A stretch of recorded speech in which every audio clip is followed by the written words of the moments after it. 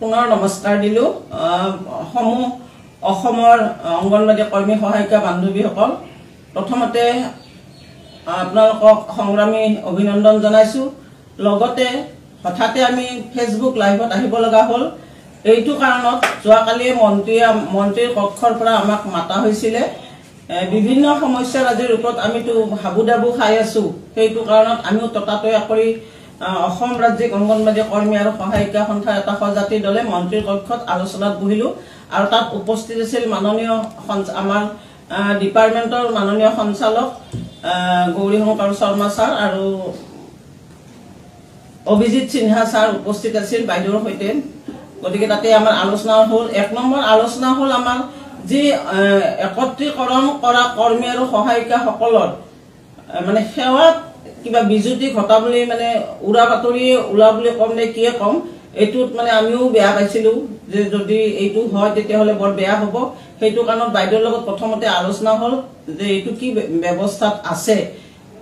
একত্ৰীকৰণ কৰা কৰ্মী সহায়িকা সকলে সেৱা কৰে অলপতে টিভি যোগে কৈছে যে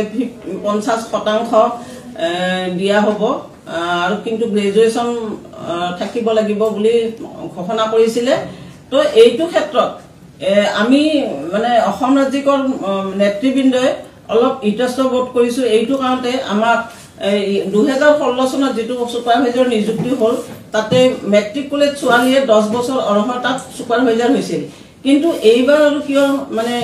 গ্ৰেজুৱেচন কমপ্লিট হ'ব লাগে বুলি প্ৰশ্ন কৰা তেখেতসকলে কৈছে যে এইটো কেন্দ্ৰৰ নিৰ্দেশনা আৰু কেন্দ্ৰৰ নিৰ্দেশনা আমি নুই কৰিব নোৱাৰো হেতুৱে থাকিব বুলি ক'লে তথাপিও আজি মন্ত্ৰী মহোদয় মানে ডাইৰেক্টৰক কৈছে আমাৰ সঞ্চালক মহোদয়ক যে কিছুমান সৰু সুৰা কথা লৈ এওঁলোকে তাতে আহিব নালাগে আপুনি অন্তত মাহত এওঁলোকক এবাৰ মাতি দিব এইটো কাৰণত আমি অলপ আমাৰ ভাল লাগিল যে নহওক আৰু এটা ডাঙৰ কথা আলোচনা হল হেতু শেষৰ আলোচনাটো হল মাননী বৃদ্ধিৰ ওপৰত মানে আমাৰ ফালৰ পৰা বাইদেউলৈ প্ৰশ্ন নিক্ষেপ কৰা হল যে মাননী আমাৰ কেতিয়া বৃদ্ধিৰ ঘোষণা কৰিব আৰু কিমান কৰিব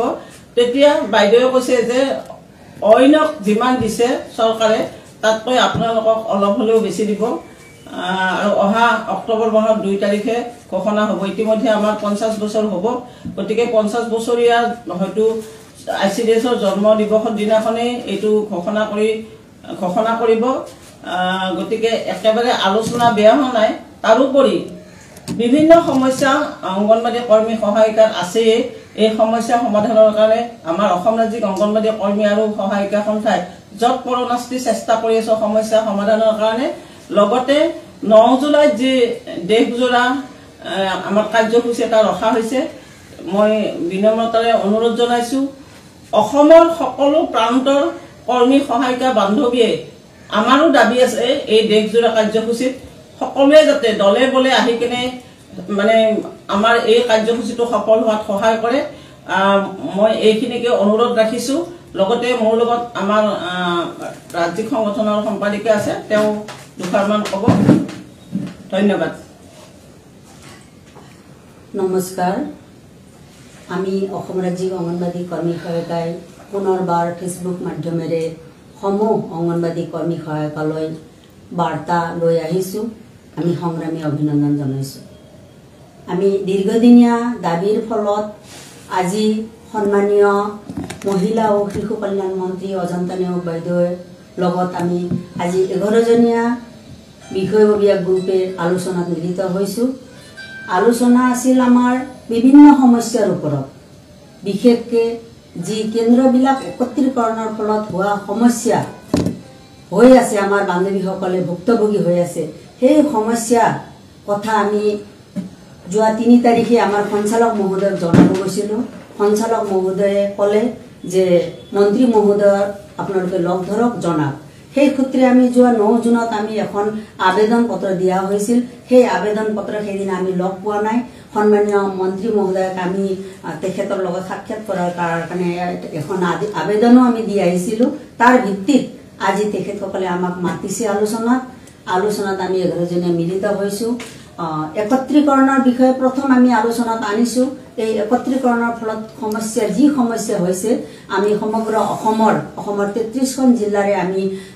তেখেতসকলক অৱগত কৰিছো আৰু এই সমস্যা অতি সোনকালে সমাধান কৰাৰ কাৰণে আমি তেখেতসকলক জনাইছো আৰু তেখেতসকলে কৈছে যে নিৰ্দিষ্টকে কোন জিলাত কোন প্ৰকল্পৰ কোন কেন্দ্ৰত আপোনালোকৰ এই সমস্যা হৈছে আপোনালোকৰ ফালৰ পৰা এটা তথ্য দিয়াৰ কথা কৈছে। গতিকে আমি আহ্বান জনাইছো অংগনবাদী কৰ্মী সহায়িকা বান্ধৱীসকল জিলাৰ নেতৃবৃন্দ আপোনালোকে যাতে এই একত্ৰীকৰণৰ ফলত হোৱা কেন্দ্ৰত সমস্যাটো যাতে লিখিত আমাক দিয়ে আমি অতি সোনকালে আমাৰ সন্মানীয় অজন্তা বাইদেউক আমি দিব পাৰো। লগতে সহায়িকাৰ আপগ্ৰেডৰ ক্ষেত্ৰত বয়সৰ সীমা উঠাই দিম বুলি তেখেতসকলে 2017 চনৰ পৰা গাই আছে, কিন্তু সেই নিৰ্দেশনাটো নিদিয়াৰ ফলত একাংশ বান্ধৱী আজি বঞ্চিত হ'ব লগা হৈছে। সেই নিৰ্দেশনাও আমি অতি সোনকালে দিয়াৰ ব্যৱস্থা কৰক বুলি আমি কৈছো। লগতে আমাৰ 50% মুখ্য সেৱিকা পদত নিযুক্তিৰ ক্ষেত্ৰত অতি সোনকালে পৰীক্ষা পাতি এই বান্ধৱীসকলক 50% পূৰ কৰাৰ বাবে আমি আহ্বান জনাইছো আৰু তেখেতসকলে কৈছিল যে এই ক্ষেত্ৰত BA পাছ বান্ধৱীসকলকে পৰীক্ষাত বহাব আৰু তাৰ ক্ষেত্ৰত আমি আবেদন জনাইছো যে BA পাছ নহয় আমি মেট্ৰিক পাছ পৰাই আমি এই ব্যৱস্থাটো কৰিব লাগে বুলি আমি আবেদন জনাইছো। তেখেতসকলে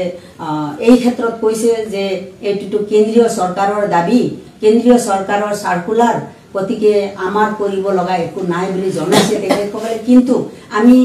বিশেষভাৱে অনুৰোধ কৰিছো মন্ত্ৰী মহোদয় এই ক্ষেত্ৰত যাতে অসমৰ পৰা আমি যি ধৰণে বিচাৰিছো এটা ৰিপৰ্ট যাতে কেন্দ্ৰীয় চৰকাৰক দিব বুলি আমি অনুৰোধ কৰিছো। লগতে মিনি কৰ্মী